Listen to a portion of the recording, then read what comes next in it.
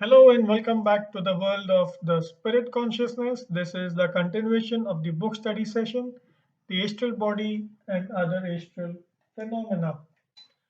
We are now towards the end of the fifth module, which deals with chakras, atomic web, and Kundalini.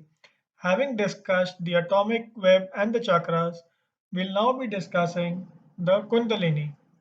The section on Kundalini is subdivided into an introduction, the functions of Kundalini, the location, the awakening of Kundalini, and the effect of premature awakening of Kundalini.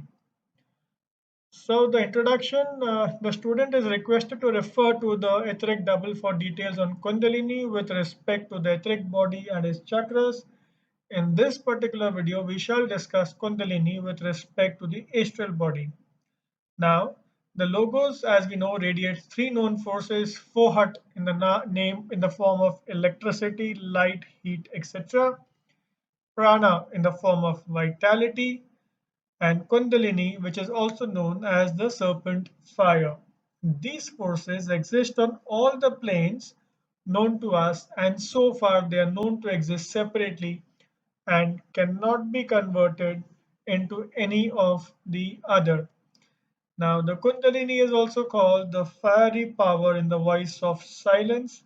It looks like liquid fire rushing through the body in a serpent like spiral path.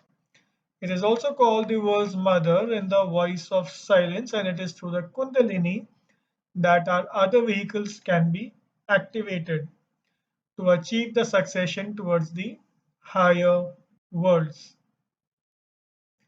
The thyrsus was an ancient symbol with a staff and pine cone on top. So a bamboo stick with seven knots are used in India to represent the spinal cord and the seven chakras. A hollow iron stick containing fire as a modification of the thyrsus is also used, and the fire here symbolizes Kundalini. It's also used for practical purposes. For example, it's used as a strong magnetic instrument to easily free a person's astral body from the physical as they consciously travel to a higher life. So the process for this is the priest who charged the thyrsus with his own magnetism places it against the spinal cord of the individual to help them in the tough life and in their future endeavors. So the functions of Kundalini. So in relation with occult development, its main function is to activate the etheric chakras and thus activate the physical and the astral bodies. According to the voice of silence, when the Kundalini activates the center between the eyebrows, it enables a person to listen to the master or the ego or the higher self. This is because when the pituitary body is put to work, it establishes a link with the astral body through which one can receive all the messages from within. Eventually, all the chakras need to be activated so that they can be sensitive to all sorts of influences on the astral plane from the several astral subplanes. If an individual has begun taking these matters seriously for the first time, the awakening cannot occur in the present lifetime and is for a much later time for most people. However, Indians may be capable of doing so because by heredity they are more flexible towards it. So the location of the Kundalini, most of us are aware it is located in the chakra at the base of a person's spine. An ordinary man is usually not aware of it throughout his life. It's highly recommended for the Kundalini to stay dormant in a person until she has reached the level of moral development and has a strong enough will to control it.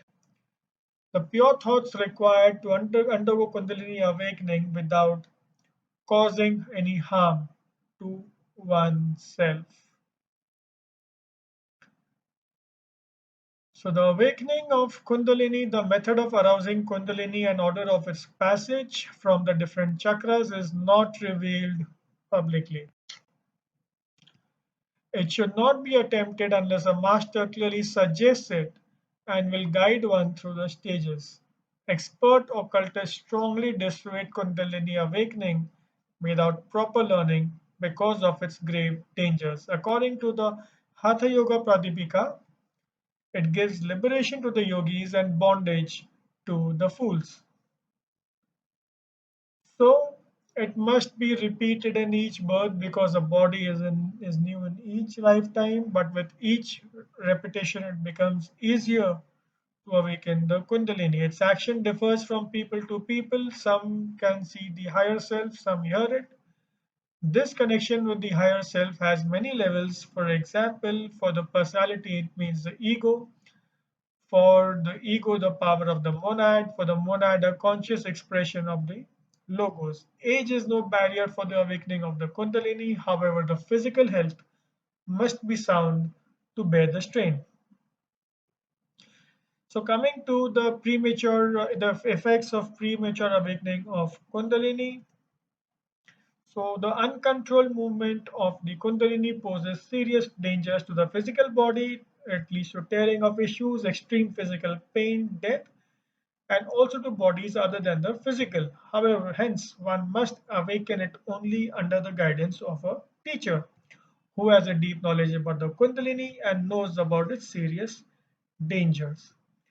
The effects of untimely Kundalini awakening include the force can rush downwards instead of upwards, and as a result, negative emotions can become extremely intensified. The person finds himself unable to overcome these emotions and is rendered helpless.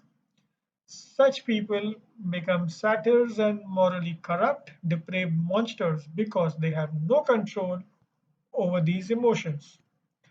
They may gain supernatural powers but can communicate with only the lower level entities, communication with whom is forbidden to humans. Several incarnations are then needed to be free from such a bondage. Practitioners of black magic purposely awaken Kundalini to activate the lower chakras. This is a practice never used by the followers of the good law. So it boosts all the negative and the evil qualities of a person more easily than the good ones. This is important to note. And it promptly increases ambition to an excessively large quantity in the mental body. It boosts intellect along with the unusual and the evil pride, which is unimaginable to an average person. If an unaware person happens to awaken the Kundalini by mistake, they should immediately consult someone who is very knowledgeable in this field. So this brings us to the end of this particular module. The next module is a very interesting and very fascinating subject of thought forms. Stay tuned.